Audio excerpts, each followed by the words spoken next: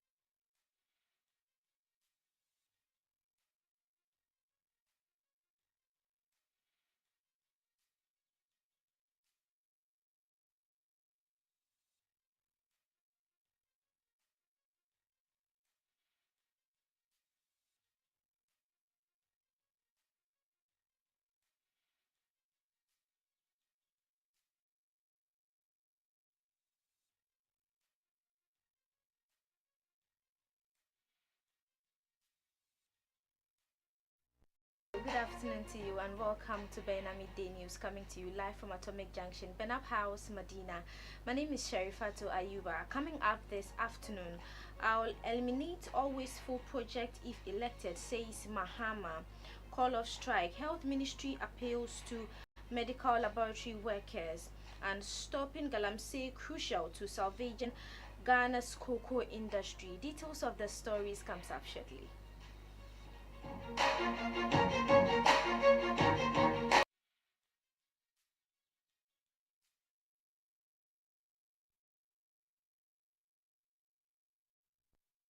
For staying with us. Don't forget we're streaming live on Facebook and on YouTube at Baina TV. Moving on to our first story. Flag bearer of the New Patriotic Party, Dr. Mahmoud Bawumia, has stated that the upcoming December elections should focus on policies and ideas. He urged Ghanaians to consider the policy, ideas and solutions proposed by the candidates as a central point of their decision making.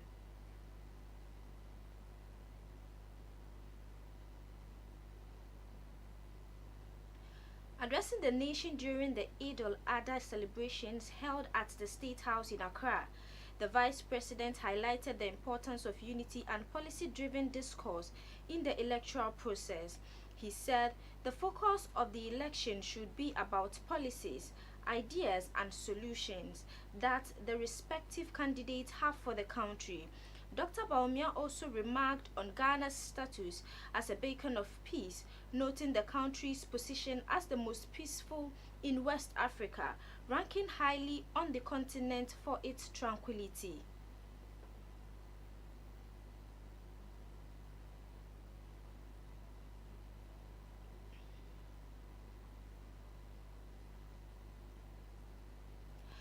Flag bearer of the National Democratic Congress, John Mahama, says he will scrap wasteful projects including the One Village, One Dam initiative and invest the money into projects that would generate more revenue for the state.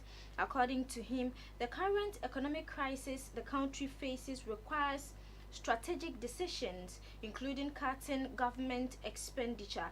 However, he said the current government has failed to cut down on expenditure and it's only concerned with increasing revenues. John Mahama said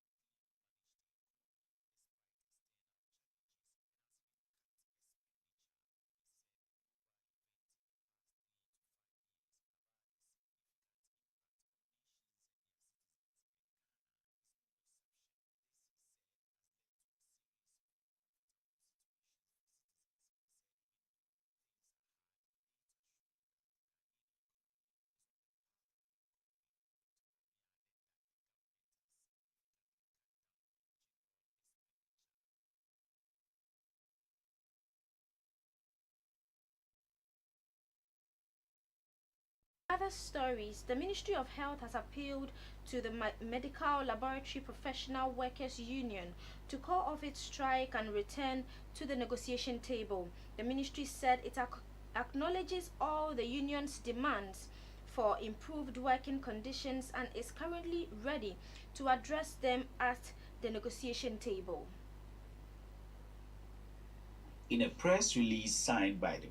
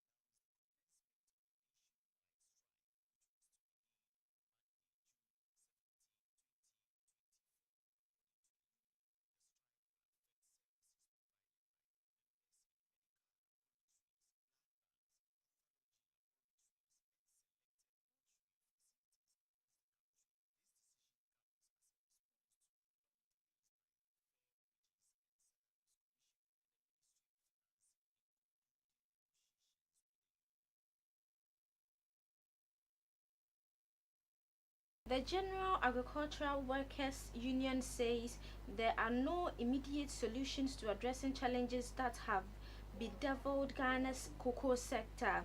GAU sounded the alarm bells on a possible decline in revenue generated from cocoa by the end of 2024, following a revelation that Ghana's first quarter cocoa revenue dropped by $500 million.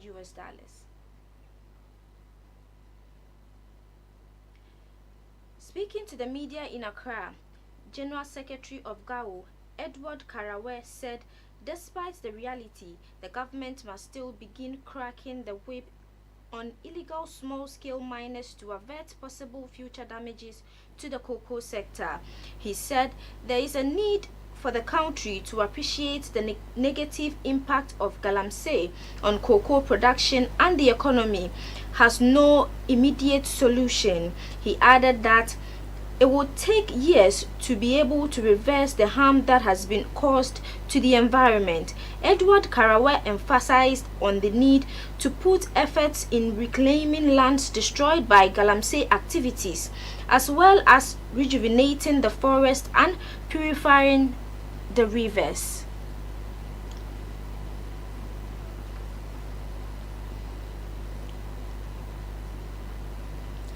A research and policy analyst at the Institute of Energy and Security, Hache Derek Emmanuel, has indicated that Ghana's power instability, known as Doomsaw, is not a recent development but rather predates the current gas supply challenges announced by WAPCO.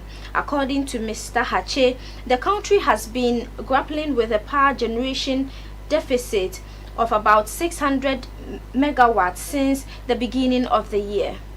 This is on the back of a joint statement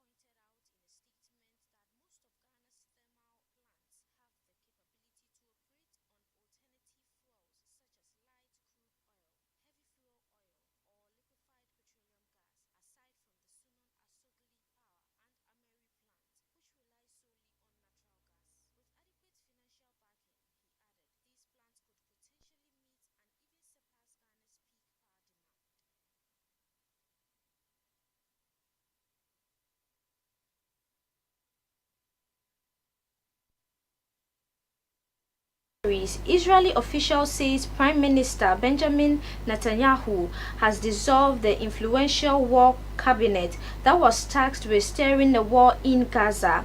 The three-person war cabinet was dissolved a week after Benny Gantz, a popular opposition lawmaker and former military chief, quit Netanyahu's governing coalition in frustration over how the war was being handled. In the early days of the war, Gantz demanded a small cabinet with Defense Minister Yoav Gallant be formed as a way to sideline far-right lawmakers in Netanyahu's government.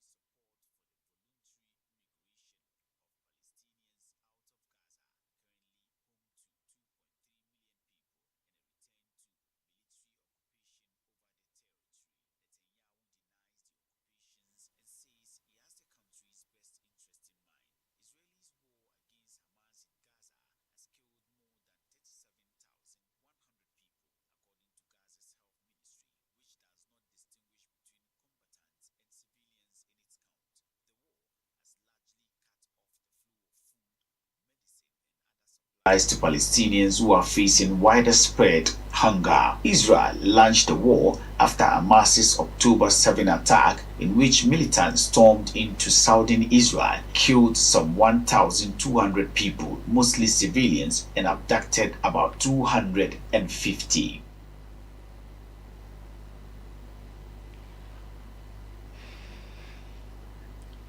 And now in sports, Ghanaian giant Asante Kotoko has set sight on Great Olympics goalkeeper Benjamin Asare ahead of the next season. The Golden Globe winner is top of the Porcupine Warriors transfer target as the Kumasi-based club begins early business before the window opens. The representatives of the goalkeeper and Asante Kotoko have already begun talks over.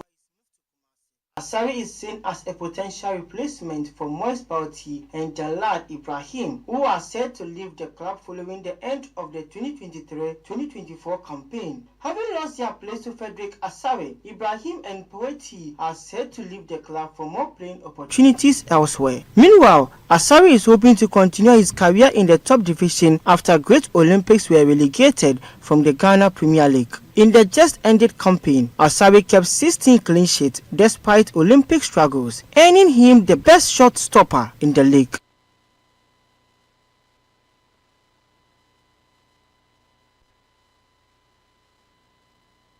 Bulletin to an end. You've been watching Baina Midday News on Baina TV. Log on to our website www.bainamultimedia.com for more news. My name is Sherifatu Ayuba. Enjoy the rest of our programs.